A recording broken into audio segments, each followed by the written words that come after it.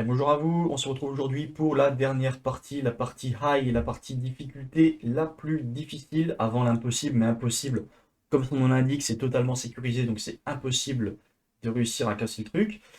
On va attaquer le Weak Session ID en se positionnant high, et on est parti. Notre but ici, ça va être de réussir à détecter, enfin pas détecter, mais à connaître, à savoir quel sera le prochain cookie qui va être généré, la prochaine valeur du cookie. Donc à chaque fois qu'on va cliquer sur Generate, va y avoir un nouveau cookie qui va être créé qui s'appelle DVWA Session et qui va contenir une certaine valeur. Et notre but, comme son nom l'indique, comme le nom du challenge, ça va être de définir quelle est la faiblesse du cookie pour le deviner. Si on clique sur Generate et qu'on regarde les cookies, il n'y a rien qui s'est passé. Ok. Pourquoi?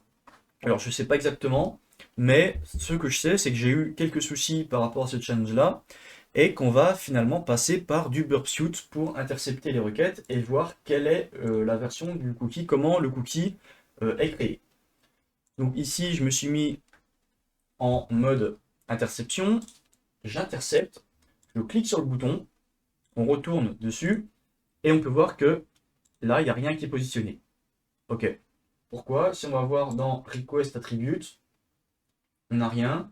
Request Headers, dedans, on secure cookie, on a certains cookies, mais voilà, value, PHP, on n'a pas la chose sélectionnée.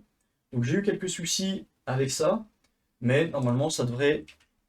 Hop, on va aller dans Repeater, on send, et on peut voir que finalement, cette cookie ici est définie.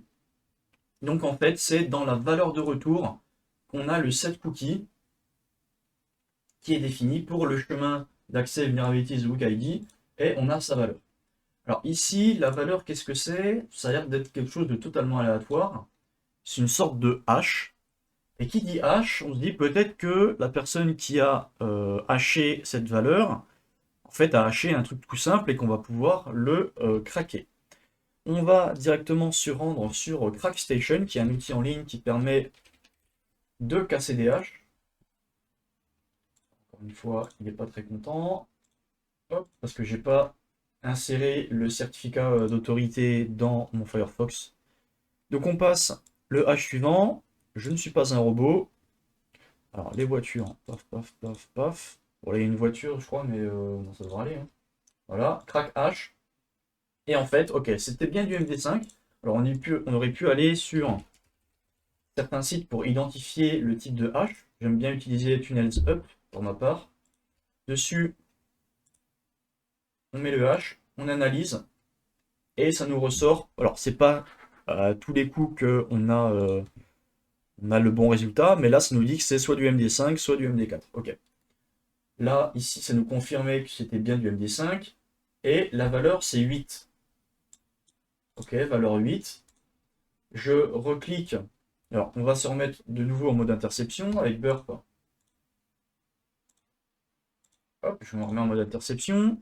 Je retourne ici sur mon petit on. Alors, j'ai même pas besoin de faire ça. Normalement, j'ai juste besoin de recliquer dessus. Et on peut voir qu'on a de nouveau une nouvelle valeur. Donc, on va de nouveau retourner la casser. Je peux l'enlever finalement. Hop. On avait la première, on avait celle-là. On peut même en générer plusieurs pour voir comment ça se passe. Les mettre les uns à la suite des autres. On peut en mettre jusqu'à 20. Donc on peut voir, on va pouvoir voir s'il y a des choses en lien avec chaque hash généré. Je ne suis toujours pas un robot entre temps. Encore des voitures. Paf, paf, paf. Voilà, il y en a une. On vérifie, on craque. Et là, on peut voir qu'en fait, les valeurs, c'est 8, 9, 10, 11. Alors, pourquoi ça commence à 8? Parce que moi, en fait, de mon côté, j'avais déjà fait des tests, j'avais déjà cliqué sur Generate, donc forcément, ça partait là, ça part pas de 0, mais normalement, au début, ça part de 0. Donc, on peut voir que finalement, ça se suit. Et malgré le fait qu'on croit que ça ressemble à des choses totalement aléatoires, en fait, c'est juste un HMD5 de la valeur 8, 9, 10 et 11. Donc, en fait, c'est juste de l'incrémental. Donc ici, pour connaître la prochaine valeur, en fait, comme on sait que c'est incrémenté de 1 à chaque fois, on peut se dire la prochaine valeur c'est 12. Donc j'ai juste à aller sur, par exemple, MD5H, MD5H Generator. Je veux hacher le nombre, alors pas 11 mais 12 du coup, parce que le dernier c'était 11. Je veux hacher 12. et tu peux le faire, 12. Je génère. Le HMD5 lié à la valeur 12, c'est C20 AD, quelque chose qui se termine par 10. Donc on sait que la prochaine valeur sera C20, quelque chose qui termine par 10. Je retourne ici sur mon Bursuit. Je clique sur Send. Hop, la valeur qui est générée, C20 AD, quelque chose qui termine par 10. On a réussi à définir la prochaine valeur du cookie de session. C'est faible, enfin le cookie est faible parce que bah, justement c'est trop prévisible et on peut modifier le cookie comme bon nous semble. J'espère que cette vidéo vous aura plu et on se retrouve à la prochaine pour des prochaines vidéos. Allez, bye bye.